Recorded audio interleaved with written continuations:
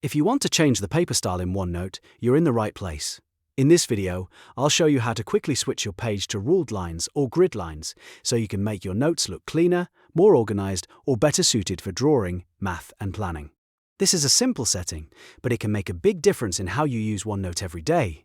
And before we jump in, make sure to hit like and subscribe for more quick software tutorials like this. First, open the OneNote page you want to modify. This can be any note page in your notebook, whether you're taking class notes, making a to-do list, or sketching out ideas. Once the page is open, look at the top ribbon and click the View tab. The View tab is where OneNote keeps display and page layout options, including the settings for paper style. Now, find the Rule Lines button and click it. When you open this menu, OneNote will show you different line and grid choices you can apply to the current page.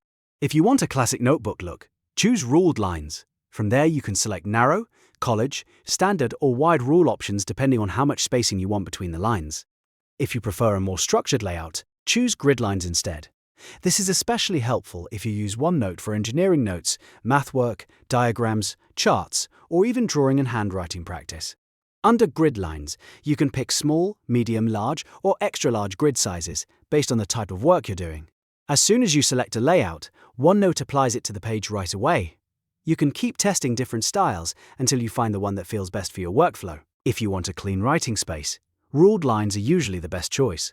If you need precision and spacing control, grid lines are a better fit. And that's all there is to it. In just a few clicks, you can change the paper style in OneNote and customize your page to match the way you work. If this tutorial helped you out, please give it a like, subscribe for more helpful OneNote tips, and I'll see you in the next video.